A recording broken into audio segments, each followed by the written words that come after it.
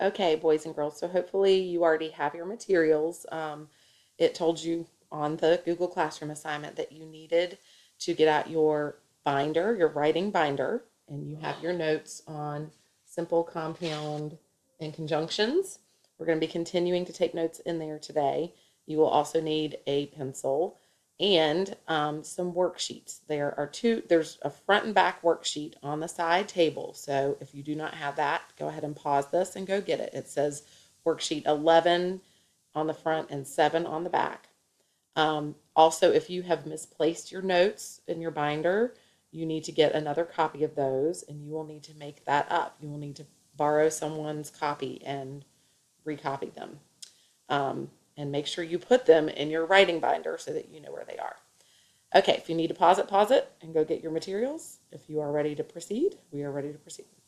Okay, so we've been talking about some different sentence problems and looking at run-ons and different ways to fix them. And we fixed a run-on sentence by separating it into the two independent clauses, making two sentences. And we've also fixed it by using a comma and a conjunction, with the comma being a substitute for the period. So this is another way. It is called an appositive. And you probably don't know what an appositive is. That's fine. That's why we're going to work on it. So let's look at our example. It says, my cat is named Speedy. He isn't very fast. If we look at our worksheet 11, sorry, mine's a little blurry. Hopefully yours isn't. You can see that we're going to be practicing with appositives. An appositive is a word or phrase that renames or explains the noun that comes before it. So if you look at some examples, so it renames or explains the noun that comes before it. So Mrs. Chang, our teacher, won an award. Well, that phrase, our teacher, is just restating who Mrs. Chang is. So therefore, that is an appositive phrase, okay? You could read that. I always think about it like you could read it without it in there and it would still make sense. When you have it in a positive phrase, you have to put commas around it. So you can see around that phrase, our teacher. I always tell the kids you could like cut it at the commas, cut that part out, and you'd still have a sentence. So we could read it without it, and it would say, Mrs. Chang won an award. It still makes perfect sense. They have just added that appositive to clarify who Mrs. Chang is. All right, let's look at our next example of an appositive. The award, a gift certificate, was for being an excellent teacher. Well, if you look, we have our appositive phrase. A gift certificate is just explaining the award. It's restating what the award was. You could use your commas, cut it out, and have a completely perfect sentence. The award was for being an excellent teacher, okay? But the appositive phrase is in there, so you have to put commas around it, okay? A lot of times with vocabulary, when we see those or phrases, those are actually appositive phrases that are restating what the vocabulary word means. We'll do one more together, and I think you can do the rest on your own. It says, our principal, Mrs. Green, presented the award. Well, what's being restated here?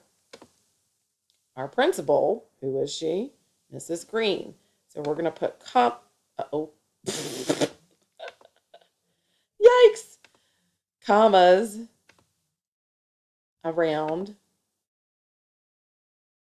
Mrs. Green. Okay, let's see if it will let me do that.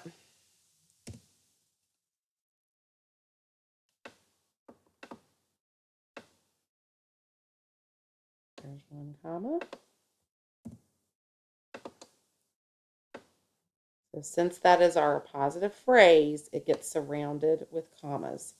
Our principal, Mrs. Green, presented the award. So you need to go through and finish the worksheet, seeing if you can figure out what the appositive phrases are and surround them with commas. Back to our notes. We have, my cat is named Speedy. He isn't very fast. Well, what's being restated or clarified here? The cat is named Speedy. Oh, ha. So I can just say my cat, comma, Speedy, comma, isn't very fast. And I have fixed my sentence by using an appositive phrase. You could have also said speedy, comma, my cat, comma, isn't very fast. Okay, another way to fix this sentence, this run-on, is to fix it with a comma and conjunction. We already know how to do that. So, but we need to think about our conjunction here. We have my cat is named Speedy, comma, but he isn't very fast. Okay, we use but because it doesn't make sense that he's named Speedy, but he's fat. He isn't fast. Those two ideas go against each other. Remember, but shows differences. All right, example number 3. So this is another way of fixing these sentences. This is commas in a series. When you say in a series, that just means you're listing 3 or more things. Katie didn't want asparagus. She didn't want Brussels sprouts. She didn't want peas. Well, that's obviously a run-on. And we're just repeating over and over again things that Katie didn't want. So instead of saying Katie didn't want, she didn't want, she didn't want, we can just list them in a series. So Katie didn't want asparagus, comma, Brussels sprouts, comma, or peas.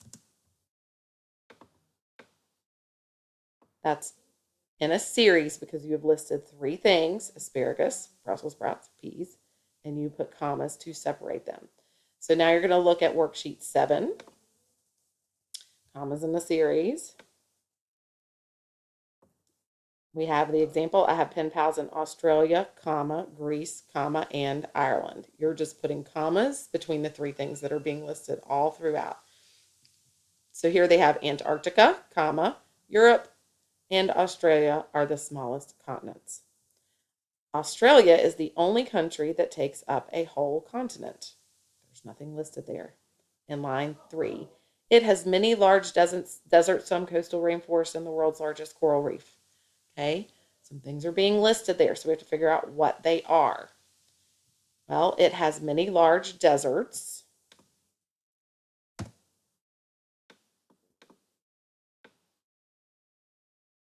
Some coastal rainforests.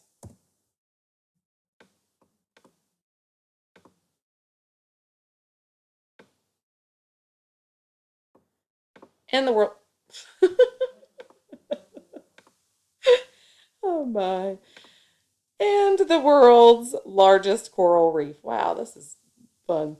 Okay, anyway, so you need to go through and finish reading it and figuring out where they are listing things. And if they are listing 3 or more things, add your commas. All right. So that is it for that page of notes. Let's look at some very common mistakes that people make when they are trying to correct run-on sentences.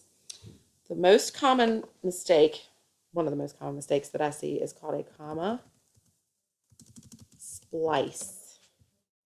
A comma splice is when you join 2 independent clauses with a comma, but you forget the conjunction.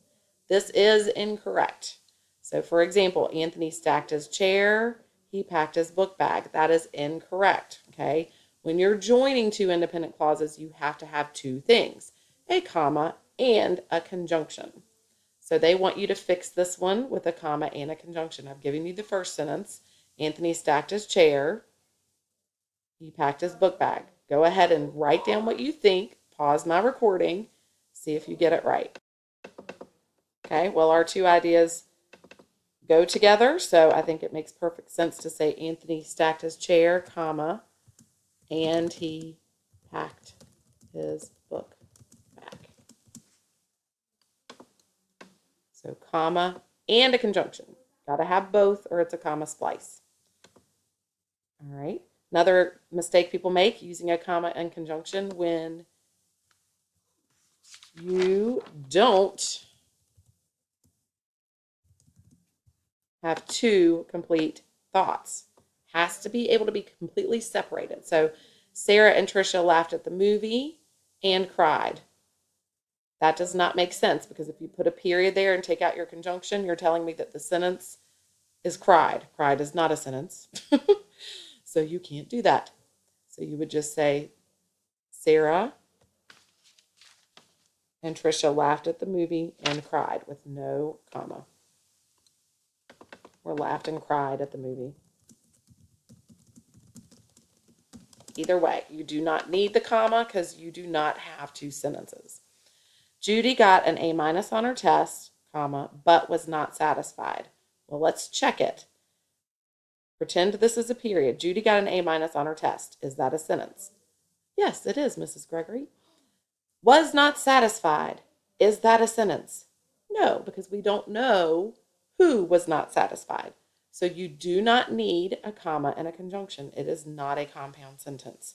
So you would just say Judy got an A minus on her test, but was not satisfied.